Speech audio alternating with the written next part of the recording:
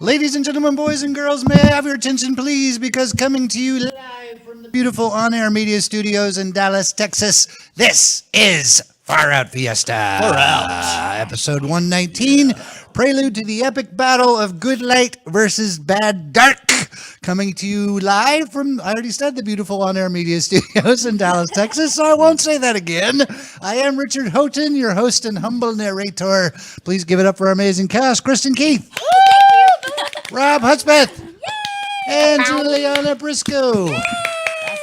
Hey! I have a question for you. What did you want to be? What did you want to be when you grew up? What did you want to be when you growed up? I can go first. Go first. I wrote a autobiography when I was 8 years old in the third grade. Wow. And I decided that I was going to be a bachelor artist comedian. So I succeeded in two of those. Wow. Yes. Well, you were a bachelor for a while. Yeah, only till I was 21, actually. Aww.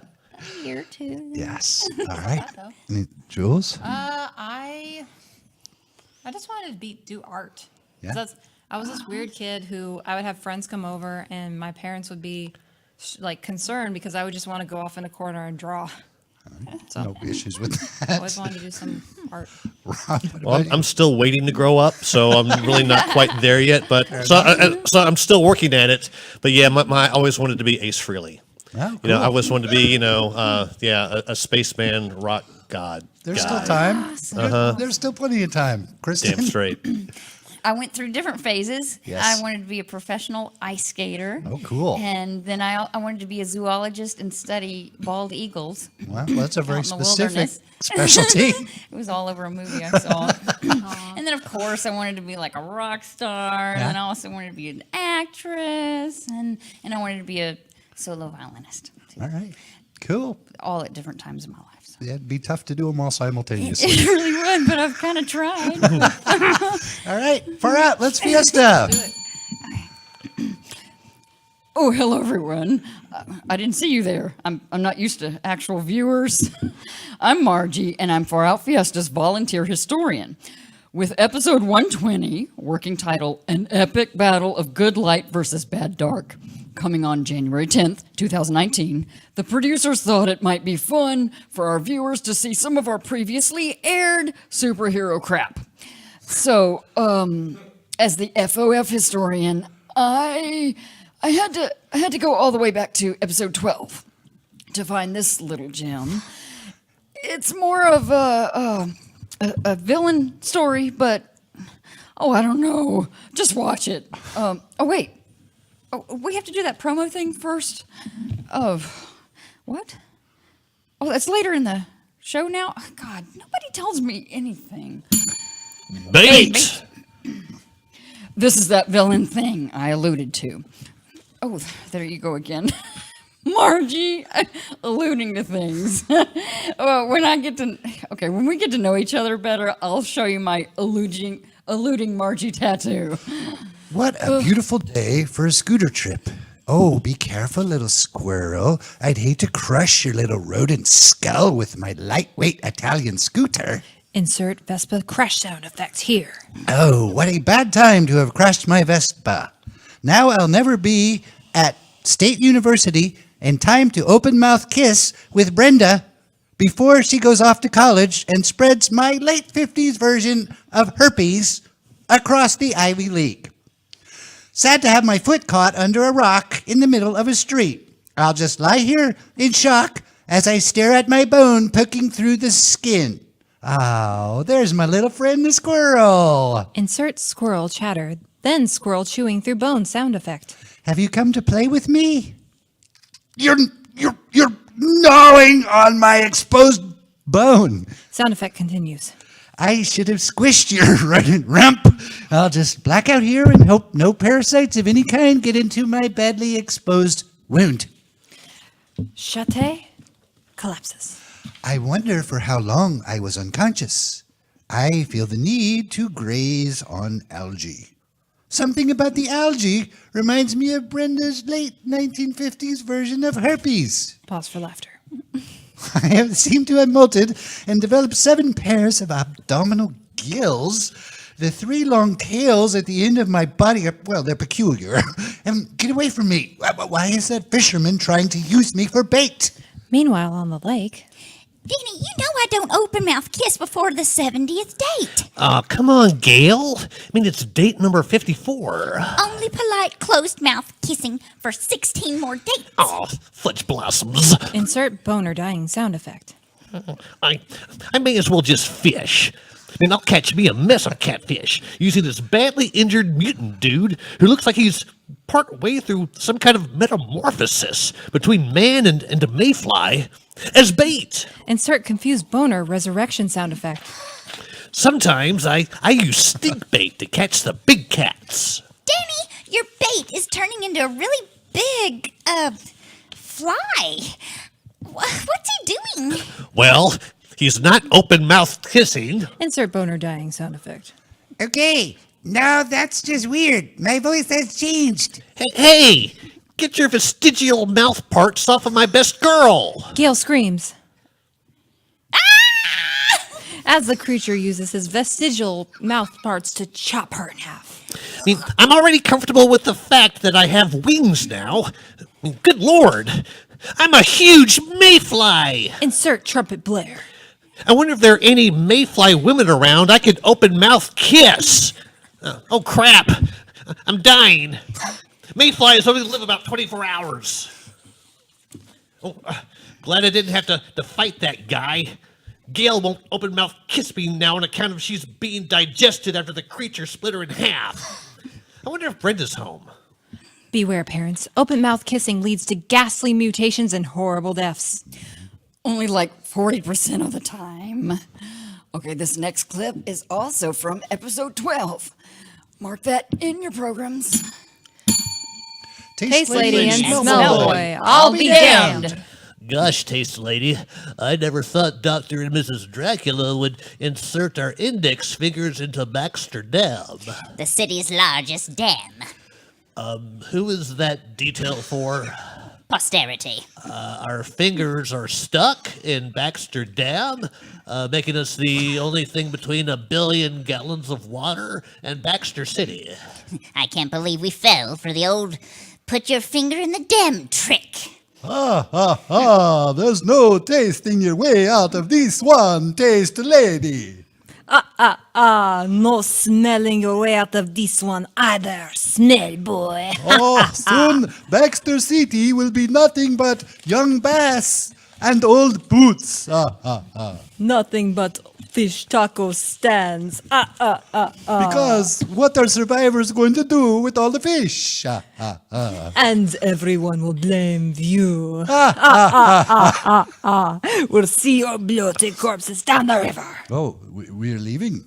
We have that thing at the Davis's in 30 minutes. We do? You agreed to it. It's on your calendar on the phone. I mean, I just thought, okay, I'm coming. Yeah, that's right. Yeah. Run away like the cowards you are. Oh, great strategy. Insult the supervillains. Well, I don't smell you doing anything to save us. I don't see how being able to taste the difference between 60 kinds of cheeses is going to help us. Yeah, well, smelling a snail from 200 yards away ain't exactly going to free us either. We're terrible superheroes. Yeah, we're the worst. A lot of innocent people are going to die. And I will smell every one of their deaths. Oh, does that make you better than me? Just saying. You're not better than me. Just saying. Our next sketch is from episode 14. It isn't technically a superhero story, although it did introduce former President Squid, who many tedious, almost unintelligible episodes later became Inkwell. Guest. They're pulling into the driveway now, Dennis. Well, maybe they will decide to back up and go away, Aunt Louise. Don't be like that. I mean, it was weird enough when Julie dated that Russian guy. He was from Philadelphia. Philadelphia, Moscow. And now she's dating that thing. He's not a thing. He's a cephalopod. And he's the former president of the United States. I didn't vote for him. Felons can't vote. Insert doorbell sound effect. Get your crap together, Dennis. Jill and former President Squid enter. Oh, I've never met an ex-president before. Am I supposed to curtsy? Oh, well, thank you for putting me at ease. You look taller in real life. Oh, brother. Dennis, come shake hands with former President Squid. Well, which fucking hand should I shake? Daddy, you promised. All right. Nice to meet you. I mean, ain't you guys supposed to live in the water? That's hilarious. Didn't understand. Thanksgiving dinner is ready. Oh, I'm sure you've smelled many finer turkeys and pardoned them too. Hey, speaking of pardoning. Daddy! Dennis, you carved the turkey. Former President Squid, you're sitting next to me. Jill, you and your father can fight over your seats. Oh, thank you. I'm not used to having a gentleman hold my chair for me. Jeez, Mom, why don't you just French kiss him? Oh, is that the custom? Oh, I kind of wonder what that squid beak would feel like. I bet it's pretty groovy. Aunt Louise? I'm sorry. I don't know what came over me. Daddy, say the blessing and carve that turkey. Let's get this show on the road. All right, I'll carve the bird, but how about we get your boyfriend here, Aunt Louise, to say the blessing? Daddy,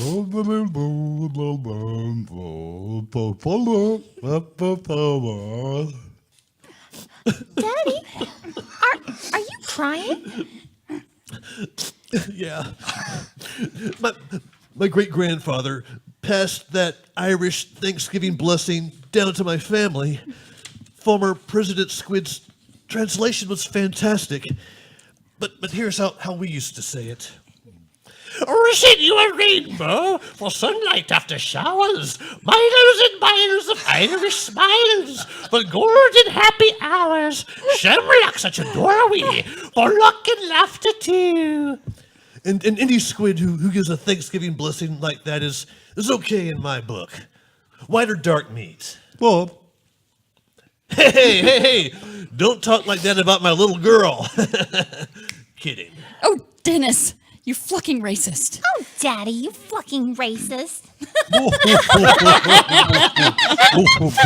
Yeah. And here comes that beating of a promo. Now that I mentioned it earlier, the one I mentioned earlier. It got moved to later in the show, remember? Coming January 10th, 2019. Coming January 10th in 2019. Coming January 10th, 2019. Coming January 10th, 2019. An epic battle of good light versus bad dark. An epic battle of good light versus An dark. epic battle of good light versus bad dark. An epic battle of good light versus bad dark. Yumperman versus Inkwell. Jumperman versus Inkwell. Yumpraman versus Inkwell. Emperorman versus Inkwell. Yeah. This next superhero sketch came from episode 24. Far be it from me to suggest that the Taste Lady and Smell Boy sketches were kind of the same thing, just over and over again and over again. Taste Lady and Smell Boy, the sawmill. The principal and Brisket Annie have Taste Lady and Smell Boy exactly where they want them. Finally, we meet face to face, Taste Lady. Not really. You have me dangling over a huge smoker, Brisket Annie. You have some barbecue sauce on your... never mind. Too bad your incredible sense of taste lured you here to the old small sawmill. It sure is. I mean, since when does wood taste like barbecue? You have no room to talk, Smell Boy. My little pencils trick was enough to lure you here. You're a dastardly fiend. The principal. You're the dummy who got his fingers stuck in a pencil sharpener. You get your fingers stuck in things so easily. I didn't hear you complaining. Getting your fingers stuck in stuff is just gross. Oh, now that you have lured us here, what is your dastardly plan? You two use the word dastardly too much. Told you. Not helping. And now that we have you here, there is no one to prevent us from releasing the leech gas on the residents of Baxter City. Turning them into a city of leeches, and then we can go on to our sushi. Oh man, I wanted Thai. You could probably get sushi at the Thai place. Not good sushi. Why do you always do this to me on the night of a big caper? Okay, sushi's fine. I mean, we always get sushi, but it's fine. I mean, I wanted to have the sushi squirts tomorrow. Shut up, you big baby. We've done it again. Yep, it looks like you're about to be smoked to death. Duh. Can't you free your fingers from the pencil sharpener? It's Pinchy. We're terrible superheroes. Yeah, the worst. Maybe the leeches will kill me quickly. Always thinking of yourself. This next sketch blurs the line between science fiction and superheroes. It also blurs the lines between funny and a complete waste of time. It's from episode 32, by the way. The Partially Invisible Woman, Chapter 1. I'm the most powerful CEO in the world that the world has ever known. I'm taking an important conference call while scaling a secret mountain. But that doesn't mean that you can mute me and gossip, Karen. I didn't mute you, Sarah, but not to gossip, to sing your praises to the board. You single-handedly increased our profits 7-fold. And that's only the beginning. Who's willing to roll up their sleeves and... Roll up their sleeves and that's not tracking, Sarah. Sarah. Sarah awakens, partially submerged in a hidden spring deep in the canyon where she was climbing. Good thing when I was falling, I went monk limp, a technique I learned in Machu Picchu to absorb much of the impact from that fall. No signal? Good thing my cell phone is also a flare gun. God. And my colleagues said it wasn't worth the extra $15,000. She fires her flare. Surely someone will be here in a few minutes. What? Sarah realizes that she is partially invisible. You didn't need to narrate that. I was conveying that information through my performance. Sorry. The tips of my fingers are there, but the middle of my fingers are missing? Oh, manicures are going to be super confusing. I seem to be partially invisible. Jared scales down the mountain on a rope. We've been looking for you. I figured. I'm a very important CEO and an adrenaline junkie. How do you do that? Do what? Float your eyes and your mouth in thin air over what I assume is your neck. But then I see your torso. You mean... And you're partially invisible, but I mean the parts I can see. Oh yeah. Stop. I'd be blushing if enough of my facial skin was visible. Yeah, well, hold on. I'll get you out of here. I mean, I'm not sure exactly what to. I mean, it's so weird. It's like part of your head is here, then your torso, but no arms until you get to your fingertips. I mean, your visible legs begin like from your shin down. Even weirder, I have clothes on, so the clothes are sporadically invisible too. Yeah, well, let's ignore that. Okay, here, put your arms around my neck. Here, I'll pull you up. Gladly. In addition to being a deep cavern rescuer, I happen to also be a human molecular chemist. So you can figure out what happened to me? What? Oh, yeah. I mean, I was just bragging about how cool I am, but I can do that too. So here we go. Wow, that was really the premise of a recurring sketch. Oh, this next one is from episode 42. Fluck, another taste lady and smell boy? I'm a crap historian. Taste Lady and Smell Boy, the guinea pigs. Mike, the informer, said that Dr. Famine and her minion Cranston were in this deserted warehouse by the docks, doing outrageous experiments on defenseless guinea pigs. I'll crouch, you tiptoe. Fine. There they are, Taste Lady. I can smell them. Ah, big whoop. I can see them. I'm not sure what I did to deserve the attitude. It's not you. My meds ain't right. Is that your electrified lasso wrapping around me? Of course not. I don't have one of those. Congratulations, Taste Boy and Smell Lady. You have fallen right into our little trap. It's Taste Lady and Smell Boy. What have I told you about correcting me in front of the captured superheroes? Don't. The red herrings were just a guinea pig? It's the other way around.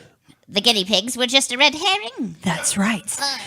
We knew that a heightened sense of smell would lure Smell Boy here.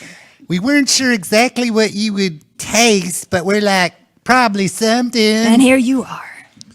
I'll just string you up by your feet and dangle you over the vat of fire ants. Who keeps fire ants in a vat? We had extra vats. By coating the ropes with guinea pig food, they will soon saw the lines with their disgusting little guinea pig teeth. And you two will fall helplessly into a fire ant nightmare. But first, Kristin has to get a haircut. Keep that white? Do you want to look shaggy for your evil ID? No.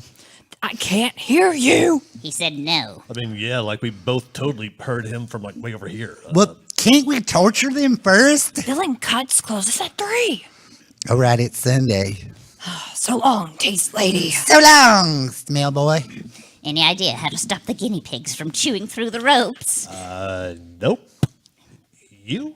I got nothing. Do you ever question being a superhero? Yeah, every fucking day. Because we're terrible at it. We really are. Such a weak premise. Such weak writing. The performance, however, the performances were stupendous. We're finally getting to an Inkwell sketch. A real superhero show from episode 95. We cut to the sketch. Already in progress. No, I'll try to mouth-to-beak resuscitation. He's coming around. How are you, former President Squid? There is no former President Squid, only Inkwell. But I can see you. But while former President Squid's demise was very sad, I can appreciate how well I can understand you. Inkwell? The corn that Dr. Rediswell dropped into my squid body cavity during surgery must have altered my DNA at a molecular level. I thought that only chili cheese Fritos could do that. The metamorphosis isn't quite complete. I can see that. Instead of being one complete squid, now you have a human male body and a squid head. I have also kept my squid penis. That's something. It is true that squid have the greatest known penis length relative to body size of all mobile animals. Yes, I'm going to need custom tights for my costume. Costume? Are you going to be a superhero now? I'm afraid my surgery has turned me to the ink side.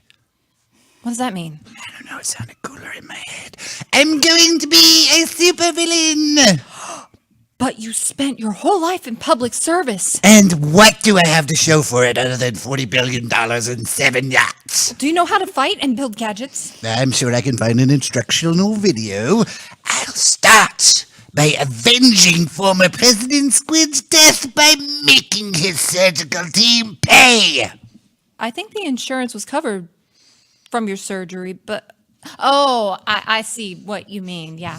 Will you help me, Sydney? I was loyal to former President Squid. So now I pledge my loyalty to Inkwell. What are your thoughts about transforming into my co-supervillain? I'm down. What will it take to metamorphosize me? Well, I believe that introducing my squid-human hybrid penis into your all-human vagina will allow me, my seed, to transform you. Holy crap, you mounted me fast. Oh, I guess this could possibly work.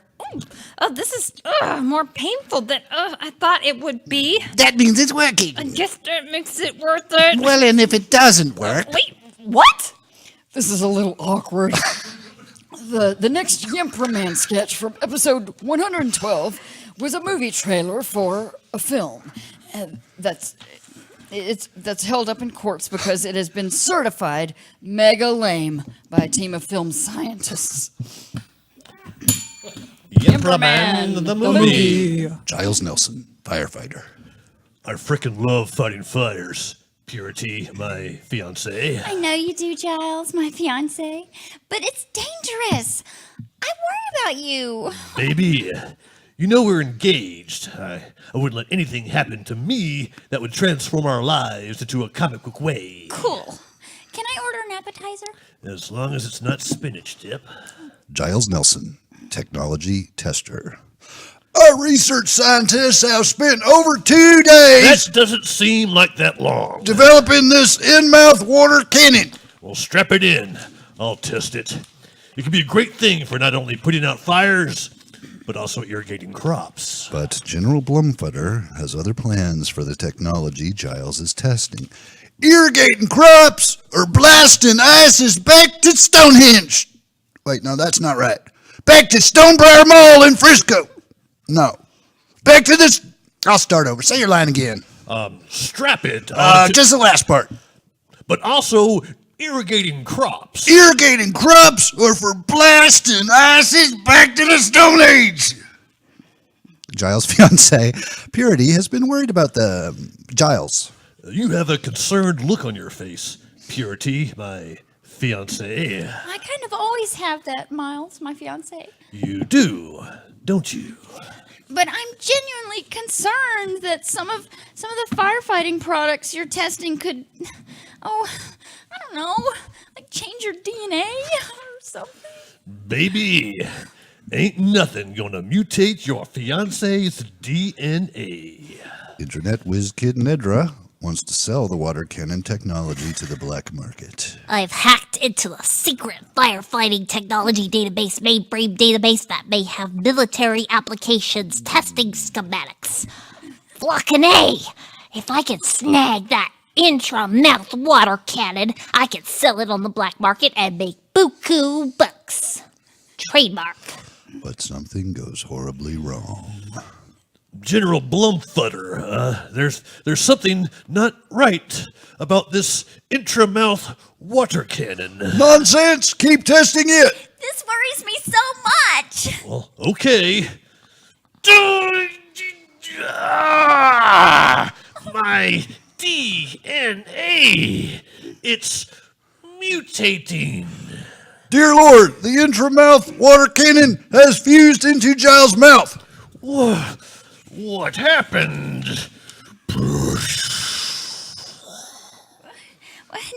Now that he can squirt water from his salivary glands with the force of a fire hose, kissing him is going to be weird.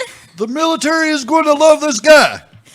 The internet circus freak show is gonna love this guy. So worried about Giles. A new hero is born. Okay, get out of here. I'm going to grab a smoke and some Funyuns and buy things from the TV. Don't forget, January 9th, Yimperman versus Inkwell. Thanks, Margie. Actually, it's the 10th. Well, Margie's a little slow. She's a little behind. She's a historian. No, it's my fault. I told her that it was a ninth. It's Jules' fault. Sorry. This has I been mess things up sometimes. Far Fiesta, episode 119. Oh, my bad. Prelude to Yumperman versus Inkwell. I'm Richard Houghton, your host and humble narrator. Still guy. is. He just won't admit it. This Yeah. is Kristin Keith, Yes. Robb Hudspeth, and JuliAnna Briscoe. Yep. Does anybody have any final words before we go away? I love you. Aw. Happy 2019. Happy January 3rd, 2019. Happy New January Year. 3rd, 2019. Yeah. Good. May it But be for the full two of people out fun. there who still write checks, Yeah. keep that in mind. But don't get in front of me in the grocery line. No. Bye.